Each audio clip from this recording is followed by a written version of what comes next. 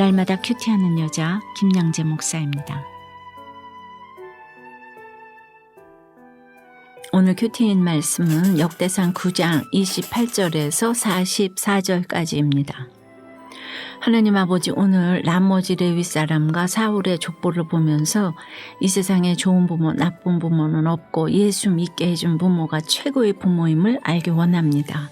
말씀해 주시옵소서. 듣겠습니다. 오늘 28절에 그 중에 어떤 자는 섬기는 데 쓰는 기구를 맡아서 그 수요대로 들여가고 수요대로 내오며 라고 해요. 여기서 그 중에 어떤 자란 누구를 말하는 것이죠? 어제 9장 1절에서 27절까지는 바벨론 포로 생활을 끝내고 가장 먼저 귀환한 이스라엘 사람들을 언급했지요. 유다와 베냐민 자손들 또 예루살렘에 정착한 제사장들과 레위 사람들의 계보를 소개했지요. 그리고 특별히 성전 문지기가 된 레위 사람들의 직무를 언급하며 27절에서 그들은 하나님의 성전을 맡은 직분이 있으므로 성전 주위에서 밤을 지내며 아침마다 문을 여는 책임이 그들에게 있었더라고 했잖아요. 그러니 그 중에 어떤 자들이란 바로 하나님의 성전을 맡은 직분자들을 말합니다. 그리고 29절부터는 그 직분자들의 직무를 소개하고 있어요. 성소의 기구와 모든 그릇과 고운 가루와 포도주와 기름과 유향과 향품을 맡은 자도 있고 또 향품으로 향기름을 만든 자도 있다고 하네요. 또 어떤 자는 전병을 굽고 제사 때 올리는 진설하는 떡을 맡아 안식일마다 준비했다고 해요. 그런데 여러분, 오늘 말씀을 가만히 보니 그동안 우리가 큐티해왔던 역대상 말씀들과 좀 차이가 있어 보이지 않습니까? 1장부터 9장 중반까지 아무개의 아들이요 아무개의 아버지요 하며 줄곧 이름들이 나왔잖아요. 그런데 오늘 말씀에는 단지 어떤 자들만 나옵니다. 이유가 뭘까요? 그만큼 이들이 이름도 빚도 없이 자기 직분을 감당했다는 것이지요. 그러니 보세요. 33절에 또 찬송하는 자가 있으니 곧 레위 우두머리라. 그들은 골방에 거주하면서 주야로 자기 직분에 전념하므로 다른 일은 하지 아니하였더라고 해요. 그런데 이들은 왜 또 굳이 골방에 거주했을까요? 그만큼 남들 눈에 띄지 않게 묵묵히 자기 일을 했다는 것이죠. 다른 일을 하지 않았다는 것도 그래요. 나는 폼나게 성가대에 서고 싶은데 왜 주방에서 설거지하라 그러나 불평불만하지 않고 하나님이 맡기신 일에만 전념했다는 것이죠. 얼마 전에 한 집사님이 이런 나눔의 글을 올렸어요. 초신자 시절에 문서 사역을 하라는 부르심이 있었는데 자신은 농어촌으로 의료봉사 다니는 게 너무 좋았답니다. 자기가 무슨 의사도 아니면서 말이죠. 그러다가 룰루랄라 해외 선교까지 열심히 다니게 되었는데 글쎄 해외 선교를 서원하고 선교 공부까지 했대요. 그러나 집이고 회사고 다 망하고 또 망하는 사건 가운데 해외 선교 다닐 여력이 깡그리 없어지고 나니 그제야 엉뚱한 짓을 한 죄가 깨달아졌답니다. 그렇습니다. 문화가 다른 해외로만 나가는 것만이 선교의 전부가 아니에요. 가족 간에도 문화가 달라서 평생 하나가 안 되는 집안이 수두룩하죠. 그래서 저는 우리의 땅끝 선교는 가정이라고 생각합니다. 또 이를 위한 도구가 바로 날마다 큐티하는 말씀 묵상이라고 생각해요. 이런 운동이 우리 가정에 건강하게 정착될 때 이 큐티 선교가 세계로 퍼져나가서 저절로 세계 선교로 세워질 줄을 믿습니다. 그러니 내 가정에서 땅끝 선교가 안 되어서 나는 여기서 도저히 못 살아. 나는 아프리카 선교 갈 거야. 이런 말도 안 되는 소리는 하지 마세요. 그런 선교는 안 하셔야 합니다. 여러분은 어떠세요? 골방에 거주하면서 주야로 전념해야 할 직분은 무엇입니까? 날마다 힘든 자리 나쁜 자리 탓을 하며 맡기신 일은 안 하고 내가 좋은 일만 하고 있지는 않으세요?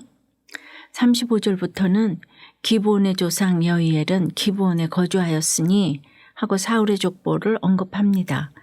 그런데 이 사울의 족보는 베냐민 자손의 계보를 언급한 지난 8장에서 이미 소개했잖아요. 이 집안에 자랑할 것이 뭐가 그리 많다고 이 사울의 계보를 또다시 언급하고 있을까요? 그런데 이 반복된 말씀의 전후를 가만히 살펴보면 고개가 끄덕여지는 것이 있어요.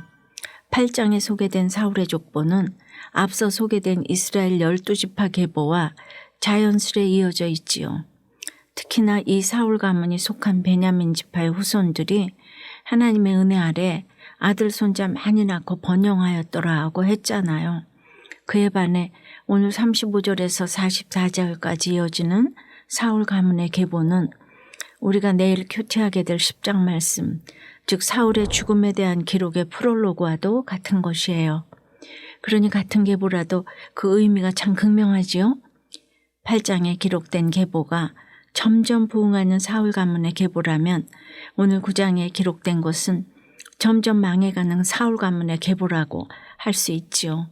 그러나 저러나 이 사울이 어떤 인물이죠? 사무엘상 9장에 이스라엘 자손 중에 그보다 더 준수한 자가 없고 키는 모든 백성보다 어깨만큼 더 컸더라고 했지요. 이스라엘 자손 중에 외모로는 이만큼 훌륭한 자가 없었어요. 그러니 이스라엘 백성들은 하나님의 경고에도 불구하고 사울을 이스라엘의 초대왕으로 세우지요. 그러나 이때 하나님이 뭐라고 하셨죠? 내가 분노함으로 내게 왕을 주고 진노함으로 패하였노라 하고 하셨잖아요. 실제로 이 호세아 13장 11절 말씀처럼 이스라엘은 블레셋에게 침략을 당하고 사울은 죽임을 당하죠.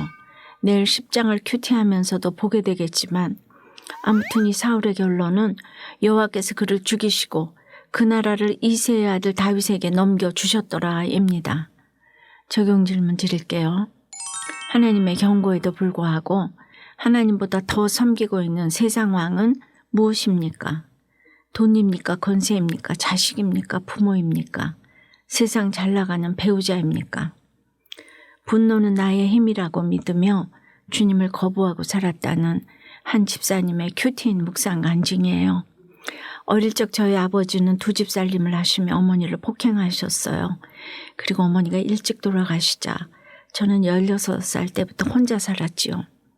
어리고 힘이 없어서 자주 무시와 조롱을 받았기에 스스로 강해져야 했고 그러다 보니 성격도 남자처럼 점점 거칠어졌어요. 행여 누가 저를 전도하면 나는 내 주먹을 믿는다 하면서 복음을 거절하고 불의를 보면 참지 못했어요. 한 번은 불합리한 말을 하는 고객에게 말도 안 되는 소리 하지 말고 다시는 전화하지 말라고 소리 지른 적도 있지요. 그런 제 모습에 스스로 놀라서 병원에 갔다가 분노 조절 장애 진단을 받고 한동안 약을 먹기도 했습니다. 또 한 자매와 동성애에 빠져 있었던지라 동성애를 차별하는 법을 바꿔야 한다고 거리에 나가 시위를 하기도 했어요. 그러나 주님은 이런 저를 48살의 나이에 예루살렘 같은 공동체로 인도해 주셨어요. 구속사의 말씀을 들으며 동성애의 죄를 회개하고 공동체에 고백하고 가니 비록 외도와 폭력으로 가정을 회파하셨지만 저를 예수 믿게 해준 아버지가 최고의 아버지라는 것도 깨닫게 되었지요. 오늘 33절에 주야로 자기 직분에 전념하였다는 말씀대로 오직 나의 힘이라 믿었던 분노를 내려놓고 묵묵히 주신 직분을 감당하기를 소원해요. 저희 적용은 인터넷 뉴스에 댓글을 달고 싶은 생각이 들면 저희 죄와 연약함을 생각하며 먼저 기도하겠습니다. 공동체에서 저와 의견이 다른 지체들을 옳고 그름으로 판단하지 않고 잠잠히 기다리겠습니다입니다. 꼭 그렇게 하세요. 그런데 제가 그제 8장을 큐티할 때도 그랬지만 사울은 평생 다윗을 죽이려고 뒤쫓아 다녔는데 그의 아들 요나단은 다윗의 마음과 하나가 되어 다윗을 자기 생명같이 사랑했다고 하지요. 사울에게서 어떻게 요나단 같은 아들이 나올 수 있었을까요? 참 기가 막히지 않습니까? 다윗의 아들 솔로몬도 마찬가지였죠. 여자를 좋아하는 아버지, 마지막까지 여자를 놓지 못하는 아버지를 어떻게 사랑할 수 있었겠습니까? 그런데도 솔로몬은 그런 아버지 밑에서 마지막까지 예수 그리스도의 족보를 이어갔잖아요. 그러나 사울을 떠나서는 요나단이 없고 다윗을 빼고는 솔로몬이 없습니다. 그러니 좋은 부모, 나쁜 부모가 없는 것이죠. 우리에게도 불륜의 아버지, 폭력의 아버지가 있지요. 그러나 그 아버지 때문에 내가 예수를 믿게 되었으니 참으로 감사해야 할 일 아닙니까? 그래서 예수 믿게 해준 부모가 최고의 부모인 것입니다. 기도 드리겠습니다. 주님, 오늘 성소를 섬기고 향기름을 만들고 전병을 굽고 떡을 준비하고 찬송하는 레위 사람들처럼 저희에게도 공동체 안에서 하나님을 섬길 수 있도록 직분을 주셔서 참 감사합니다. 그런데 골방처럼 눈에 띄지도 않는 곳에서 일하다 보면 눈에 띄게 일하는 직분자가 부러워서 전념이 안 될 때가 있습니다. 그릇을 닦든지 화장실 청소를 하든지 주차 봉사를 하든지 주야로 자기 직분에 전념하는 저희가 될 수 있도록 붙잡아 주시옵소서. 이 시간 분노 조절 장애가 있는 지체들을 찾아가 주셔서 그 마음을 어루만지시고 다스려 주시옵소서. 특별히 오늘 간증한 집사님이 동성애죄를 회개하고 또 공동체에 고백하고 가니 외도와 폭력으로 가정을 회파한 아버지까지 용서되었다고 합니다. 참 감사합니다. 차별금지법, 낙태 허용법 통과가 바로 코앞에 왔습니다. 우리가 기도해도 안 되는 것이 있겠지만 주여 불쌍히 여겨주시고 통과되지 않도록 역사해 주시옵소서. 좋은 부모 나쁜 부모 없고 예수 믿게 해준 부모가 최고의 부모라고 하시니 저희 또한 자녀들에게 영적 상속을 잘해서 최고의 부모가 되기를 원합니다. 성령님 인도해 주시옵소서. 예수 그리스도 이름으로 기도드리옵나이다. 아멘.